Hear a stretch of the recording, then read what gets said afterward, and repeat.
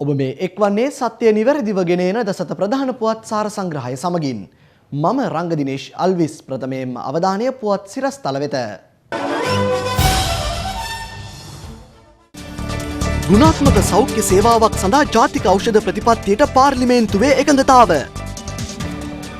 අල්ලස් පැමිණිලි පිළිබඳ කොමිසම පරීක්ෂණ කඩිනම් කරයි. යෝෂිත රාජපක්ෂට කොළඹ අපරාධ කොට්ටාශයෙන් කැඳවීමක්. මගින් 238ක් රැගත් ගුවන් යානයක් කත්මණ්ඩු නුවරදී අනතුරට.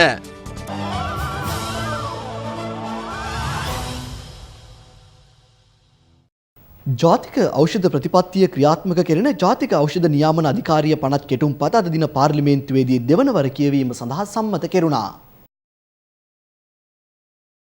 ජාතික ඖෂධ අධිකාරී නියාමන පනත් කෙටුම්පත පිළිබඳ විවාදය අද පාර්ලිමේන්තුවේදී ආරම්භ වුණු අතර එම විවාදය ආරම්භණු ලැබුවේ ජනාධිපතිවරයා විසින්.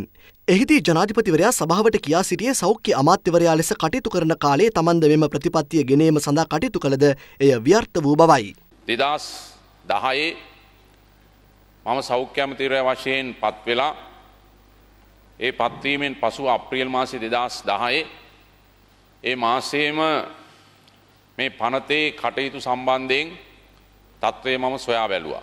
වර්තමාන විපක්ෂ නායක නිමල් සිරිපාල සිල්වා මහතුමා මේ සම්බන්ධයෙන් එතුමාත් වැඩ කොටසක් ඒ වෙන විට කරලා තිබුණා.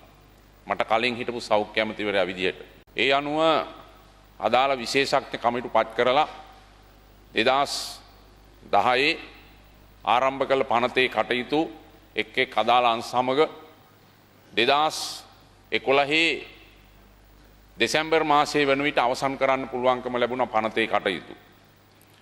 2011 දෙසැම්බර් මාසයේ හිටපු ජනාධිපති මහින්ද රාජපක්ෂ මහතාගේ ප්‍රධානත්වයෙන් අරලියගහ මන්දිරයේ පැවති සෞඛ්‍ය අමාත්‍යාංශයේ ප්‍රගති සමාලෝචන රැස්වීමකදී අමාත්‍යාංශයේ අදාළ කටයුතු සාකච්ඡා කිරීමෙන් අනතුරුව මේ ඖෂධ පනතේ වැඩ අවසන් කියලා මම ඒ සාකච්ඡාව අවසානයේ සඳහන් කළා. ඒ වගේම නීති කෙටුම්පත් ප්‍රධාන නිලධාරිනිය ඒ සාකච්ඡාවට අපි ගෙන්වගෙන තිබුණා.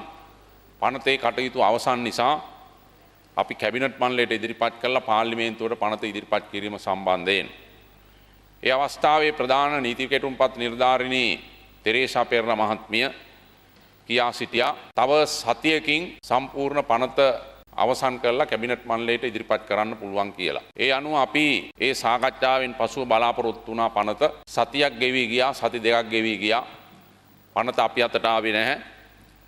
ඉන්පසු සොයා බලපුවාම නීති කෙටුම්පත් නිලධාරිනිය සේවයෙන් විශ්‍රාමගෙන තිබුණා. මම නීති කෙටුම්පත් දෙපාර්තමේන්තුවට කතා කරලා ඇහුවා මේ අපි දැන් ඉදිරිපත් කරන්න තියෙන ඖෂධ පනත අපිට ඉක්මනට එවන්නේ කියලා. නීති කෙටුම්පත් දෙපාර්තමේන්තුවේ ඒ අවස්ථාවේ සිටි නිලධාරීන් කිව්වා අපි සතුව මේ සම්බන්ධයෙන් කිසිවක් නැහැ. හිටපු ප්‍රධාන නීති කෙටුම්පත් නිලධාරිය සතුව තමා තිබුණේ කියලා. ඊට පසුව නැවත සිදු වුණා මුල සිටම අවශ්‍ය තොරතුරු ලබාගෙන නීති කෙටුම්පත් දෙපාර්තමේන්තු නිලධාරීන් සමග මේ පනත අලුතෙන් හදන්න. ඒ අනුව අපිට ඒ සඳහා කාලයක් ගත වුණා. මේ රටේ ජනතාවට වාසනාව ලැබුණා මේ පනත අද පාර්ලිමේන්තුවට ඉදිරිපත් කරන්න. විශේෂයෙන් වර්තමාන සෞඛ්‍ය අමාත්‍ය වෛද්‍ය රාජසේනාරත්න ඇමතිතුමාට මම ස්තුතිවන්ත වෙනවා මේ දින 100 වැඩපිළිවෙල තුල එතුමා මේ පනත පාර්ලිමේන්තුවට ඉදිරිපත් කරලා අද විවාද කරලා සම්මත කිරීමට අවශ්‍ය කටයුතු කිරීම සම්බන්ධයෙන් සෞඛ්‍ය අමාත්‍යාංශයේ සම්පූර්ණයෙන්ම පාලනය වුණේ ඇමතිවරයාට ඕන විදිහට නෙවෙයි. මේ ගරු සභාවේ ඉන්න පසුගිය අවුරුදු 5 අමාත්‍ය ධූර දරපු හැම ඇමතිතුමෙක්ම විපක්ෂ නායකතුමා ඇතුළු හැම කෙනෙක්ම තමන්ගේ හෘද සාක්ෂියට අනුව ගරු කතානායකතුමනි දන්නවා ඇමතිවරු විදියට අමාත්‍යාංශවල ස්වාධීනව අපක්ෂපාතීව තමන්ගේ දැනුම අත්දැකීම් බුද්ධිය නිර්මාණශීලීභාවය පාවිච්චි කරලා ඒ ඇමතිවරුන්ට කටයුතු කරන්න හැකියාවක් තිබුණාද කියන එක. ඒ හැම කෙනෙක්ම දන්නවා. ඒ සහෝදර ඇමතිවරු අපි එකට වාඩි වෙලා හමු වෙන බොහෝ අවස්ථාවල් වලදී අපි මේවා සාකච්ඡා කළා. කෝ ඇමතිවරු විදියට අපිට නිදහසක්. කෝ අපිට අවශ්‍ය ස්වාධීනත්වය මේ අමාත්‍යාංශවල. ඒ తත්වය තුල තමයි විශේෂයෙන් මේ පසුබිම් ගොඩ නැගුණේ. මම ගරු කතානායකතුමනි අද නම් ඉතාමත්ම සතුටු වෙනවා මේ తත්වය ඇති වෙච්ච එක ඒ විදිහට ඒවා නිවැරදි වුණා නම් මම ජනාධිපති වෙන්නේ නැහැ. අනතුරුව සභාව ඇමතිම වත්මන් සෞඛ්‍ය අමාත්‍ය රාජිත සේනාරත්න මහතා විසින් සිදු කළ අතර එහිදී ජාතික ඖෂධ අධිකාරී නියාමන පනත් කෙටුම්පත සම්බන්ධයෙන්ද පැහැදිලි කිරීමක් සිදු වුණා. ඒ අනුව මෙම නව පනත මගින් නව අධිකාරියක් නිර්මාණය වීමට නියමිත අතර සභාපතිවරයා ඇතුළුව සමාජිකින් 13 දෙනෙකු ඊට ඇතුළත්. ඊට අමතරව 23 දෙනෙකුගෙන් සමන්විත උපදෙස් කමිටුවක් පත් කිරීමටද සැලසුම් කර තිබෙනවා. අමාත්‍ය රාජිත සේනාරත්න මහතා සඳහන් කළේ එහි සභාපතිත්වයේ විශ්‍රාමික විනිසුරුවරයෙකු යටතට පවරන බවයි. එහි සෙසු සමාජිකයන් සෞඛ්‍ය ශේෂ්ත්‍රයේ සියලුම අංශයන් ආවරණය වන පරිදි තෝරා ගැනීමට නියමිතයි. එමෙන්ම මෙමගින් ඖෂධ වෛද්‍ය උපකරණ සහ නිෂ්පාදන සඳහා මිල නියම කිරීමට අපේක්ෂා කෙරෙනවා. මේ අතර ජාතික ඖෂධ නියාමන අධිකාරිය පනතට විපක්ෂයේ පූර්ණ සහාය ලබා දෙන බව විපක්ෂ නායක පාර්ලිමේන්තු මන්ත්‍රී නිමල් සිරිපාලද සිල්වා මහතා අද පාර්ලිමේන්තුවේදී සඳහන් කළා. හෙතෙම පෙන්වා දෙන්නේ සේනක බිබිලේ ඖෂධ ප්‍රතිපත්තිය ක්‍රියාවට නැංවීම තුළින් ශ්‍රී ලංකාව ජාත්‍යන්තරයේ ගෞරවයට ලක්වන බවයි. එම ගෞරවයේ ජනාධිපති මෛත්‍රීපාල සිරිසේන මහතාට හිමිවන අතර විපක්ෂයේ විසින් යෝජනා කළ සංශෝධන කිහිපයක් බාර ගැනීම පිළිබඳ සෞඛ්‍ය අමාත්‍යවරයාට ස්තුති වන බවද විපක්ෂ නායකවරයා මෙහිදී කියා සිටියා.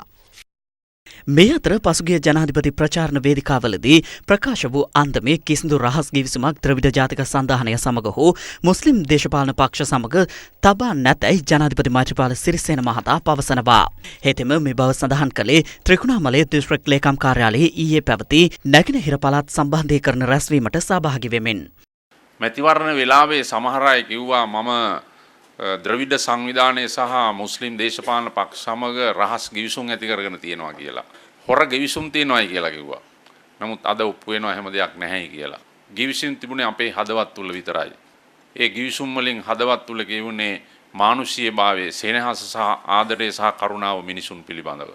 ඒ නිසා අපි විශේෂයෙන්ම අද රට තුල තිබෙන තත්ත්වයන් තේරුම්ගෙන කටයුතු කිරීම අවශ්‍යයි.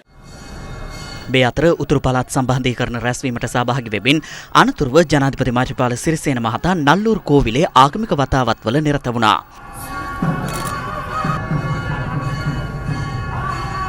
පසුව යාපනය කංකසන්තුරේ ප්‍රදේශයේ ඉදිකරමින් පැවති ජනාධිපති මන්දිරයද ජනාධිපතිතුමා විසින් නිරීක්ෂණය කරනු ලැබුවා.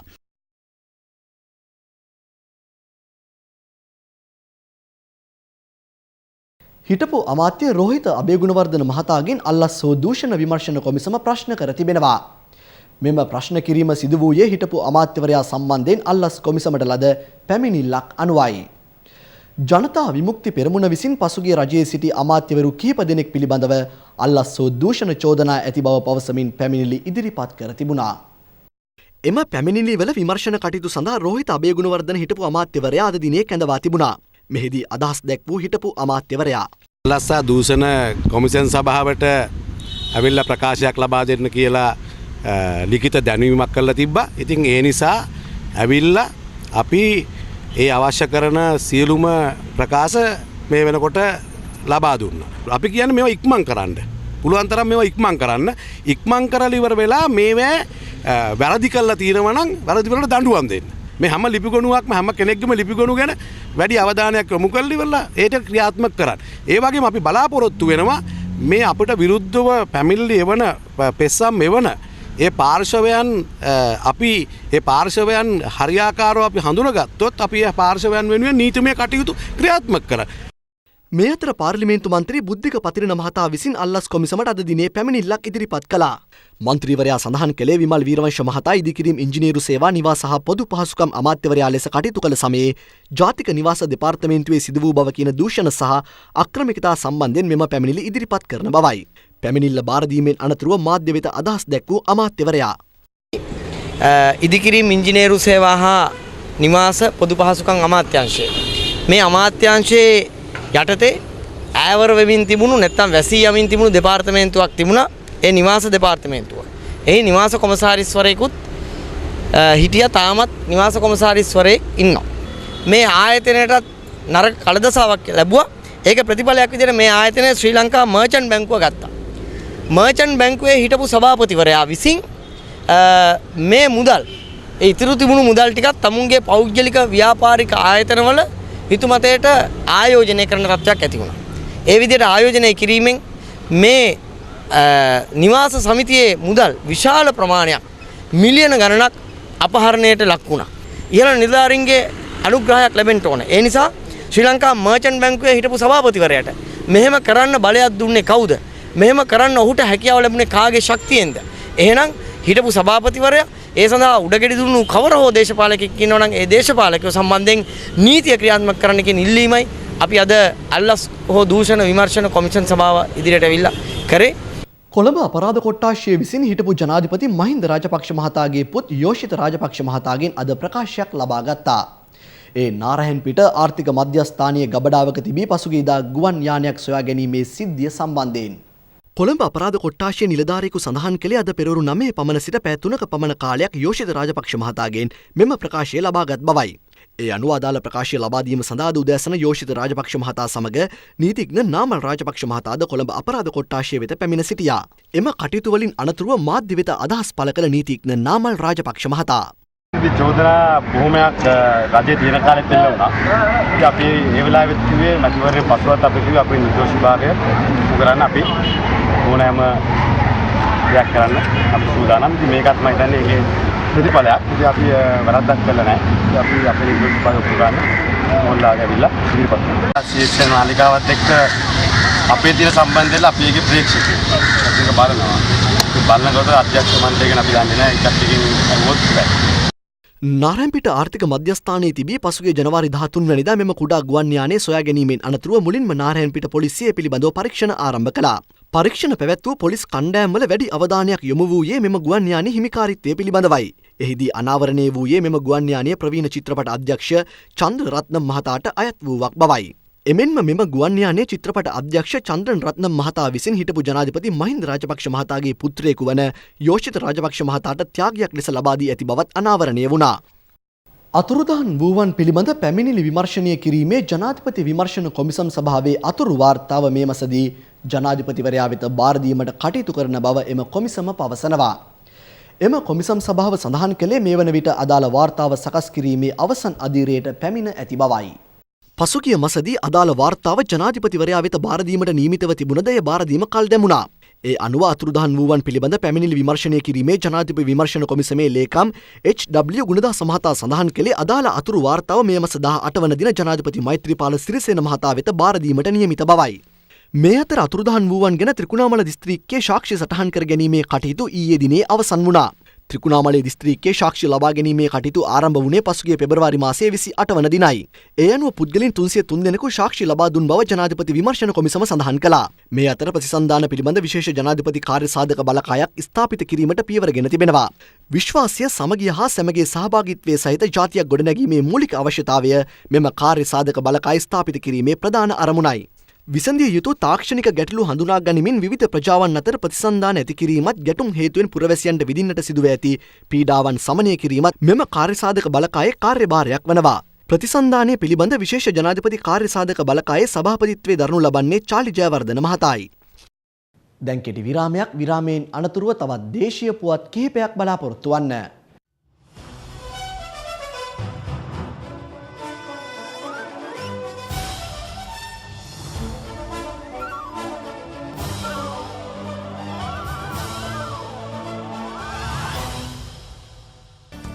හිටපු ජනපති යළි දේශපාලනයට ගෙනීමට ගම්මන් පිළගෙන් වෑයමක්. මැතිවරණ ක්‍රමයේ වෙනස ගැන මනෝ ගණේෂන්ගෙන් පැහැදිලි කිරීමක්. විරාමයෙන් අනතුරුව බලාපොරොත්තු වන්න. හිටපු ජනාධිපති මහින්ද රාජපක්ෂ මහතා යළි දේශපාලන කරලියට ගෙනීම කිසි කෙනෙකුට නවතාලිය නොහැකි බව පිවිතුරු හෙළවුරුමය පවසනවා. අද පැවති මාධ්‍ය හමුවකදී එහි නායක පළාත් සභා මන්ත්‍රී උදය ගම්මන්පිල මහතා මෙම අදහස් පළ කළා. එළඹෙන 6 වන දින මහනුවරදී පැවැත්වීමට නියමිත ජනරැලිය සඳහා ශ්‍රී ලංකා නිදහස් පක්ෂයට සහභාගී නොවන ලෙස මහලේකම්වරයා සිදු කළ ප්‍රකාශය පිළිබඳවද ගම්මන්පිල මහතා මෙහිදී අදහස් පළ කළා. මහනුවර රැළිය අපි ප්‍රකාශයට පත් කළා විතරයි. මේ කඩාකප්පල් කිරීමට තිබුණු විවිධ උත්සාහයන් නිසාම තමයි මේ රැළිය අවසාන මොහොත වෙනතුරු ප්‍රසිද්ධ නොකළේ. අපි මේ රැළිය ප්‍රසිද්ධ කළා විතරයි. ශ්‍රී ලංකා නිදහස් පක්ෂයේ ප්‍රධාන ලේකම්තුමා ශ්‍රී ලංකා නිදහස් පක්ෂයේ නොවන රැස්වීම් වලට ශ්‍රී ලංකා නිදහස් පක්ෂ මහජන නියුක්තයන්ට සහභාගී වීම තහනම් කළා තියෙනවා. ඒතර ශ්‍රී ලංකා නිදහස් පාක්ෂිකයට සැකයක් ඇති වෙන්න පුළුවන් දෙයියනේ අපේ නායකයන් පක්ෂේ දිනනවට කැමති නැද්ද කියලා. මේ අපේ රැස්වීම් වලට අකුල් හෙලන්න වෙරදරන හැමෝටම කරන්න තියෙන එකම එක දැනුම් දීම තමයි මහින්ද සුලි සුළඟ නවත්වන්න මකුළු දැල් බැන්දට පුළුවන් වෙන්නේ නැහැ. මකුළු දැලින් මහින්ද වාසුලිය නතර කරන්න බෑ කියන පණිවිඩය අපිට එරෙහිව කටයුතු කරන බලවේග වලට සිහිපත් කරනවා.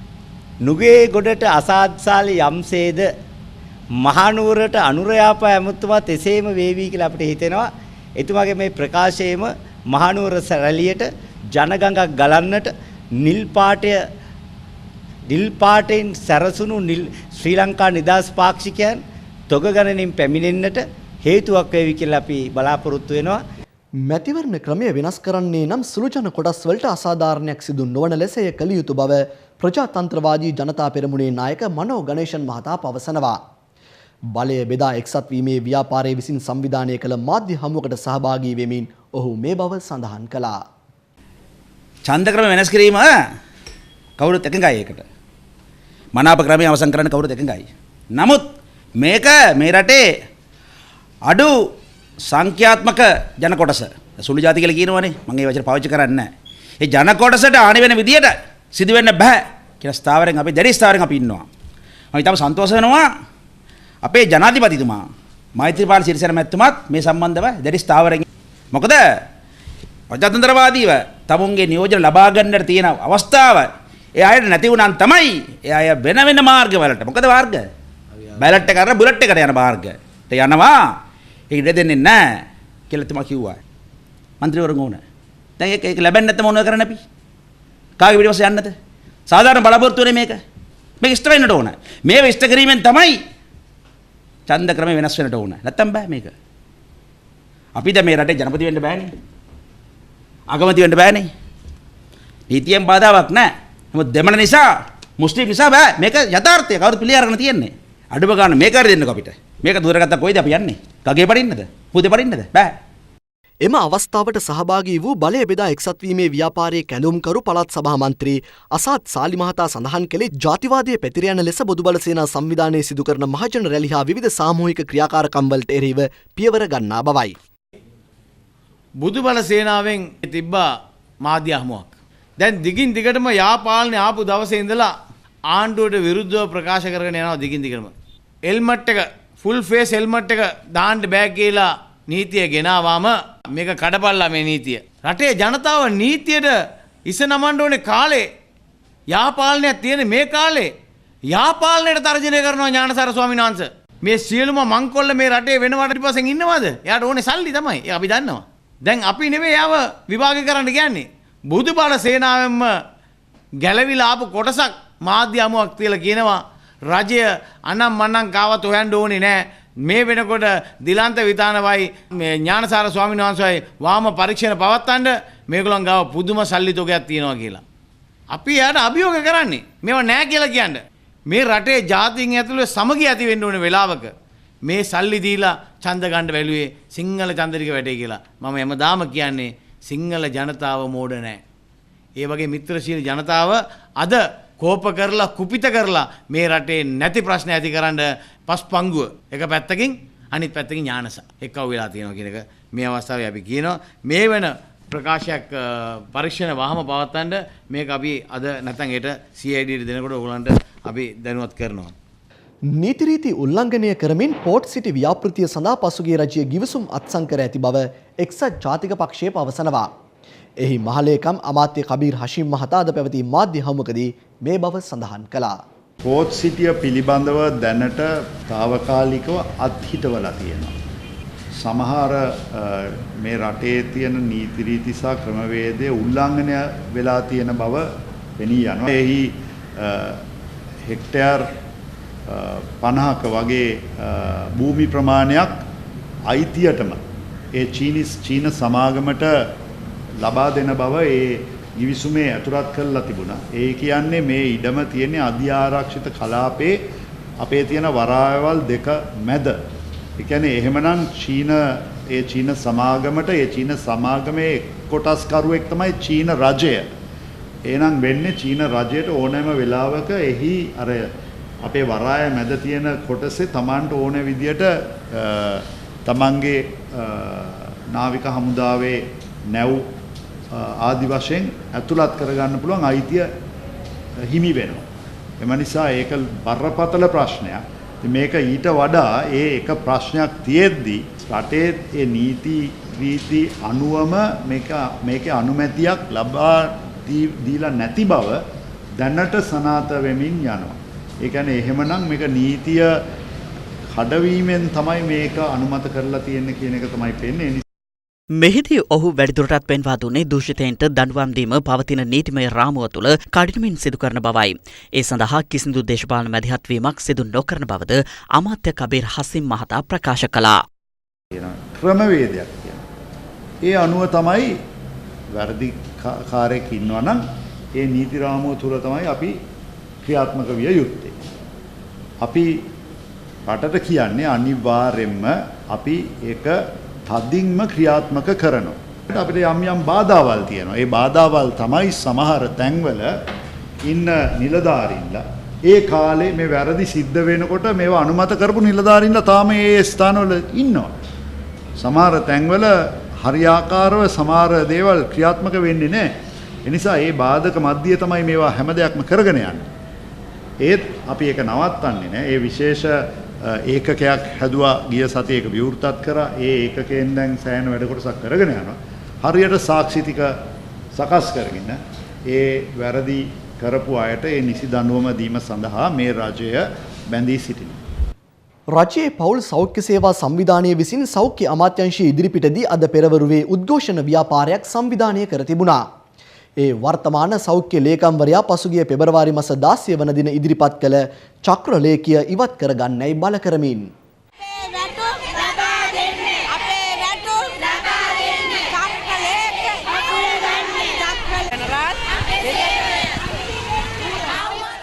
මෙහිදී උද්ඝෝෂණයට එක්ව සිටි පවුල් සෞඛ්‍ය සේවිකාවන් කියා සිටියේ අදාළ චක්‍රලේඛනය මගින් සිය පාලන කටයුතු සියල්ල හෙදියන්ට පවරා ඇති බවයි. ඊට විරෝධය පළ කරමින් මෙම උද්ඝෝෂණය සංවිධානය කළ බවද රජයේ පවුල් සෞඛ්‍ය සේවා සංගමේ සභාපතිනි දේවිකා කොඩිතුවක්කු මහත්මිය සඳහන් කළා. මේ ආකාරයට අද සෞඛ්‍ය අමාත්‍යාංශයේ ඉදිරිපිට විරෝධතා ව්‍යාපාරයක් දියත් කිරීමට අපට සිදු වුණේ පෙබරවාරි මාසයේ 16 වෙනි දින වර්තමාන සෞඛ්‍ය ලේකම්වරයා විසින් නිකුත් කරන චක්‍රලේඛයකට විරෝධය දැක්වීමටයි. මෙම චක්‍රලේඛය මගින් පවුල් සෞඛ්‍ය සේවා නිලධාරිණීන්ගේ සියලු පාලන කටයුතු හෙදියන් හට පවරලා තියෙනවා.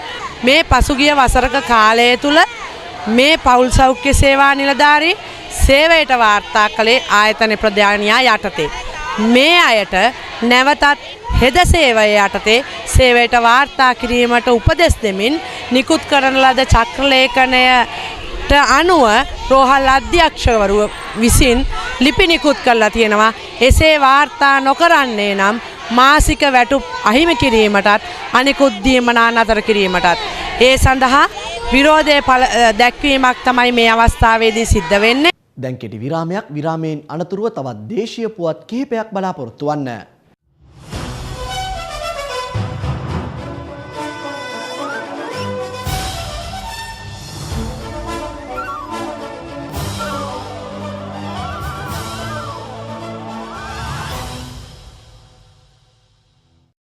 ජාත්‍යන්තර නිර්ණායකවලට අනුකූලව පැවැත්වෙන දේශීය පරීක්ෂණ සඳහා සහාය ලබා දෙන බව එක්සත් ජාතීන්ගේ දේශපාලන කටයුතු පිළිබඳ මහලේකම් ජෙෆ්රි ෆෙල්ට්මන්ට් මහතා පවසනවා. ඔහු මේ බව කියා සිටියේ ඊයේ පස්වරුවේ පැවති මාධ්‍ය හමුවකට එක්වෙමින්. සිව්දින සංචාරයක් සඳහා දිවෙනට පැමිණි ජගත් සංවිධානයේ දේශපාලන කටයුතු පිළිබඳ මහලේකම් ජෙෆ්රි ෆෙල්ට්මන් මහතා ඊයේ උදෑසන අර්ලියගහ මන්දිරයේදී අග්‍රාමාත්‍ය රනිල් වික්‍රමසිංහ මහතාද හමු වුණා. එක්සත් ජාතීන්ගේ ශ්‍රී ලංකා කාර්යාලය නිවේදනයක් නිකුත් කරමින් සඳහන් කළේ එහිදී දෙපාර්ශ්වයටම වැදගත් වන කරුණු රැසක් සම්බන්ධයෙන් සාකච්ඡා කළ බවයි. තම සිව්දින නිල සංචාරය නිමා කළ එක්සත් ජාතීන්ගේ දේශපාලන කටයුතු පිළිබඳ මහලේකම්වරයා ඊයේ පස්වරුවේ පැවති මාධ්‍ය හමුවේදී කියා සිටියේ ශ්‍රී ලංකාවේ ජනවාරි 8 වැනිදා පැවති ජනාධිපතිවරණය සම්බන්ධයෙන් තමන් දැඩි අවධානයක් යොමු කළ බවයි. ඔහු පෙන්වා දුන්නේ එය ප්‍රජාතන්ත්‍රවාදීව සහ සාමකාමීව පැවැත්වීම සතුටට කරුණක් බවයි. මීට අමතරව ශ්‍රී ලංකාව එක්සත් ජාතීන්ගේ සංවිධානය සමග ඉතා දිගු කාලයක් පුරා සම්බන්ධතා පවත්වා ගැනීම පිළිබඳවද ඔහු ප්‍රශංසාව පළ කළා. යුද සමයේ සිදු වූවා යයි කියන මානව හිමිකම් උල්ලංඝනය වීම සම්බන්ධයෙන් ශ්‍රී ලංකාව සිදු කරන දේශීය පරීක්ෂණයේ ජාත්‍යන්තර නිර්ණායකවලට අනුකූලව සිදුවීමේ වැදගත්කම ජගත් දේශපාලන ලේකම්වරයා මෙහිදී පෙන්වා දුන්නා. ඔහු කියා සිටියේ ඒ සඳහා එක්සත් ජාතීන්ගේ සංවිධානය ශ්‍රී ලංකාවට නිරන්තරයෙන් පූර්ණ සහාය ලබා දෙන බවයි. ජගත් දේශපාලන කටයුතු පිළිබඳ මහලේකම් ජෙෆ්රි ෆෙල්ට්මන් බීට පෙර ජනාධිපති මෛත්‍රීපාල සිරිසේන මහතාද හමු වී සාකච්ඡාවක නිරත වුණා. එමෙන්ම ඔහු උතුරු පළාත ඇතුළු දෙවෙනි ප්‍රදේශ කිහිපයකම සංචාරය කිරීමද විශේෂත්වයක්. ඇවන්කාඩ් සමාගම සම්බන්ධයෙන් පරීක්ෂණ ස්වාධීනව සහ කාර්යක්ෂමව සිදු කරන්නයි අග්‍රාමාත්‍ය රනිල් වික්‍රමසිංහ මහතා අදාළ නිලධාරීන්ට උපදෙස් ලබා දී තිබෙනවා.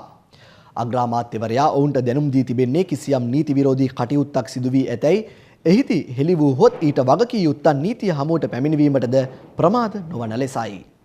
ඇවන් ගාඩන් සමාගමේ ප්‍රධානයාට අයත් විදේශ ගමන් බලපත්‍රය සම්බන්ධයෙන් ඉකුත් දිනවල විවිධ වාර්තා පළ වුණා. අග්‍රාමාත්‍ය කාර්යාලය පවසන්නේ අධිකරණ අමාත්‍ය විජේදාස රාජපක්ෂ මහතාද කැඳවා අග්‍රාමාත්‍යවරයා ඒ සම්බන්ධයෙන් කරුණු විමසා සිට බවයි. යහපත් දේශපාලන සංස්කෘතියක් ඇති කිරීම සඳහා වෙහෙසෙන සියලු දෙනාගේ අපේක්ෂාව වී ඇත්තේ දූෂණ සහ වංචාව සහ මුලින්ම තුරන් කිරීම හා ඊට සම්බන්ධ පුද්ගලයින්ට දඬුවම් ලබා දීම බව අග්‍රාමාත්‍යවරයා මෙහිදී පෙන්වා දී තිබෙනවා. අග්‍රාමාත්‍යවරයා අවධාරණය කර තිබෙන්නේ ඒ හේතුවෙන් යාපාලනය ගොඩනැගීමට හා වංචා සහ දූෂණ පිළිබඳ පරීක්ෂණවලට බාධා වන අන්දමේ කිසිදු ප්‍රකාශයක් කිරීමෙන් වළකින ලෙසයි. ගාල්ල ප්‍රදේශයෙන් නිකුත්දා හමු වූ පාවෙන අවිගබඩාව ඇවන්ගාඩ් සමාගම විසින් පරිපාලනය වූවා. ඔවුන්ට අයත් තවත් අවිගබඩා කිහිපයක්ද පසුව සොයා ගැනුණා. දැන් දේශීය පුවත් කිහිපයක් කෙටියෙන්. කොළඹ නගරයේ සිට රාත්‍රී බස් සේවාවක් ආරම්භ කිරීමට අභ්‍යන්තර ප්‍රවාහන අමාත්‍යාංශය පියවර ගෙන තිබෙනවා. රාත්‍රී 10 සිට කොළඹ හා තදාසන්න ප්‍රදේශ වෙත මෙම බස් සේවය ක්‍රියාත්මක වන බව අභ්‍යන්තර ප්‍රවාහන අමාත්‍යාංශය සඳහන් කළා. අභ්‍යන්තර ප්‍රවාහන අමාත්‍යාංශය වැඩිදුරටත් පැවසුවේ රාත්‍රී කාලයේ පෞද්ගලික බස් ධාවනය සිදු නොවන බැවින් ලංකා ගමනාගමන මණ්ඩලයට අයත් බස් රථ ධාවනය සිදු කරන බවයි. තායිලන්තයේ සිට නීති විරෝධීව මෙරටට ගෙන්වන ලද ලීටර් 16,000ක් අඩංගු එතනෝල් බැරල් සම්බන්ධයෙන් විමර්ශන ආරම්භ කර ඇතැයි ශ්‍රී ලංකා රේගුව පවසනවා. රේගු මාධ්‍ය ප්‍රකාශක ලෙස්ලි ගාමිණී මහතා සඳහන් කළේ මේ එතනෝල් මෙරටට ගෙන් වූ කර්මාන්ත ශාලා බලධාරීන්ගෙන්ද මේ පිළිබඳව ප්‍රශ්න කරන බවයි. ලීටර් 16,000ක් අඩංගු එතනෝල් බැරල් 80ක් ඊයේ දිනේ සොයාගනු ලැබුවේ ඔරුගොඩවත්ත බහලුම් අංගනයේ තිබේදී. මෙම එතනෝල් තොගේ වටිනාකම රුපියල් මිලියන 7.5ක්. කල්දෙමුණු ඉන්දු ශ්‍රී ලංකා දීවර සාකච්ඡා මේ මාස 12 වෙනිදා පැවැත්වෙන බව සුදේශ කටයුතු හා දීවර අමාත්‍ය ජෝෂප් මයිකල් පෙරේරා මහතා පවසනවා. ඔහු මේ බව කියා සිටියේ ශ්‍රී ලංකාවේ ඉන්දිය මහ කොමසාරිස් වයි.කේ සිංහ මහතා ඊයේ හමුවීමෙන් අනතුරුව මාධ්‍ය වෙත අදහස් දක්වමින් මීට පෙර ඉන්දු ශ්‍රී ලංකා දීවර සාකච්ඡා මාර්තු මාස 5 වනදා පැවැත්වීමට නියමිතව තිබුණත් එය ලක්රාචී ඉල්ලීම මත කල්දැමුණා. ලෝක වෙළඳ පොලේ තෙල් මිල යලිත් වරක් ඉහළ ගොස් තිබෙනවා. ඒ ලිබියාවේ දැනට මතු ඇති ගැටුම්කාරී තත්ත්වය හේතුවෙන් ඇමරිකානු වෙළඳ පොලේ තෙල් බැරලයක් අලෙවි වන්නේ $50.52යි. යුරෝපීය වෙළඳ පොලේ තෙල් බැරලයක මිල සටහන් වූයේ $61ක් ලෙසයි. මෙරට තේ අපනයන ආදායම මේ වසරේ ජනවාරි මාසයේදී කැපී පෙනෙන ලෙස පහත වැටී තිබෙනවා. ශ්‍රී ලංකාවේ තේ මිලදී ගන්නා ප්‍රධාන ගැනුම්කරුවන් ගැටලුවලට මුහුණ දීම ඊට හේතුවයි. රුසියාව සහ ඇතැම් මැද පෙරදිග රටවල් වල මෙරට තේ මිලදී ගැනීම පහත වැටීමක් පසුගිය කාලය තුල දක්නට ලැබුණා. ජනවාරි මාසයේ මෙරට තේ අපනයනය ප්‍රමාණාත්මක වශයෙන් ඉහළ ගියද අපනයන ආදායම පහත වැටීම විශේෂත්වයක්. විරාමයෙන් අනතුරුව විදෙස් පුවත් බලාපොරොත්තු වන්න.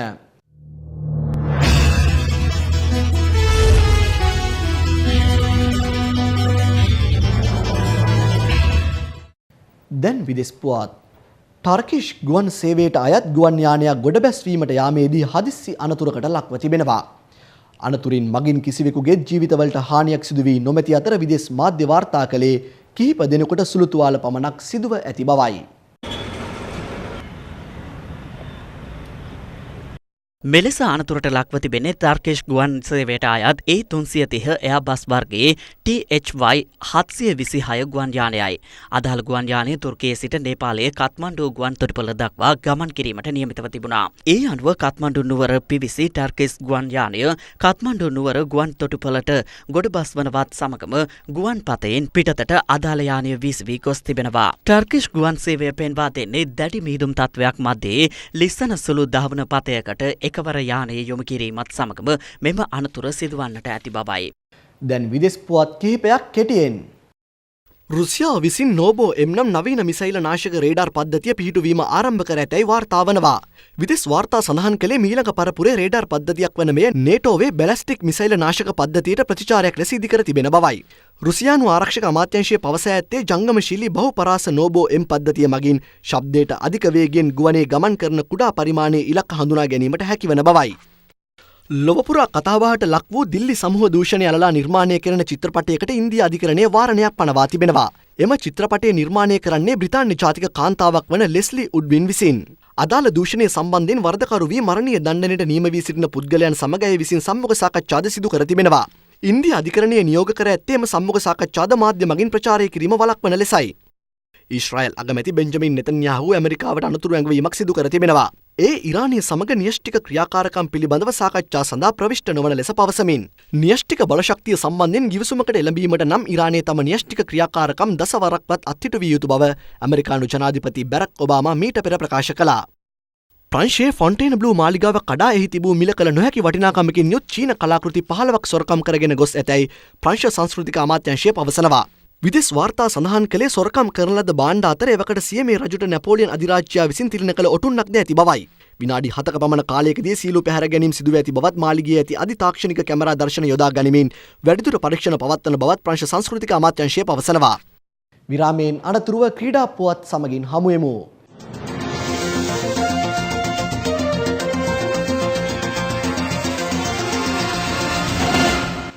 ලෝක කුසලාන ක්‍රිකට් තරඟාවලියේ අයර්ලන්තය සමග පැවති තරගෙන් දකුණු අප්‍රිකාව ලකුණු 201ක ජයක් වාර්තා කළා. තරගයේ ප්‍රථමයෙන් පන්දුවට පහර දුන් දකුණු අප්‍රිකාව නියමිත පන්දු වාර 50 අවසානයේ කඩලු 4කට ලකුණු 411ක් රැස් කළා. ඒ නව වාර්තා 4ක්ද බිහි කරමින් ලකුණු 400 සීමාව අඛණ්ඩව තරග දෙකකදී පසු කළ එකම කණ්ඩායම බවට දකුණු අප්‍රිකාව මෙහිදී වාර්තා පොත් අතරට එක්වීම විශේෂත්වයක්. දකුණු අප්‍රිකාව අද රැස් කළ ලකුණු 411 ලෝක කුසලානයකදී කණ්ඩායමක් රැස් කළ දෙවන වැඩිම ලකුණු සංඛ්‍යාවයි. තරගයේදී හෂිම් අම්ලා ලකුණු 159ක් රැස් කළා. එය ඔහුගේ 20 වන එක්දින ජාත්‍යන්තර ශතකය වන අතර අඩුම තරග සංඛ්‍යාවකින් ශතක 20ක් රැස් කළ ලොව පළමු ක්‍රීඩකයා බවට අම්ලා පත්වෙනවා. අම්ලා සහ ෆෆ්ඩු ෆ්ලේසිස් අතර දෙවන කඩුල්ල වෙනුවෙන් ගොඩනැගුණු සබඳතාව ලකුණු 259ක්. එය ලෝක කුසලානයක දෙවන කඩුල්ල වෙනුවෙන් බිහිවුණු තුන්වන හොඳම සබඳතාව වනවා.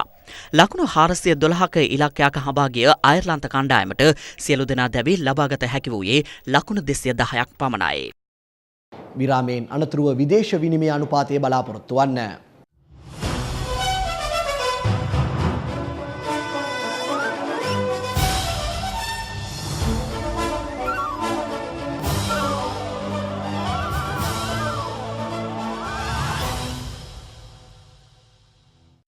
ශ්‍රී ලංකාවේ රුපියලට සාපේක්ෂව අද ප්‍රකාශිත විදේශ විනිමය අනුපාතය දැන්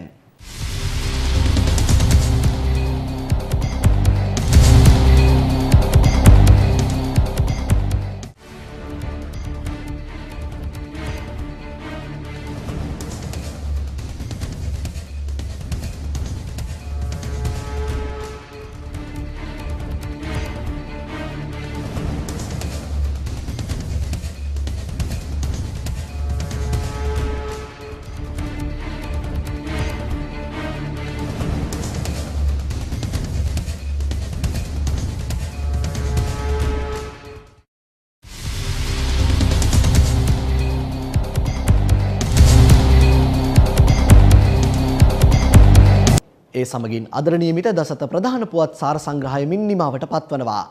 සමුගන්නා මොහොතේ ප්‍රාර්ථනා කරන්නේ ඔබට ජයශ්‍රී.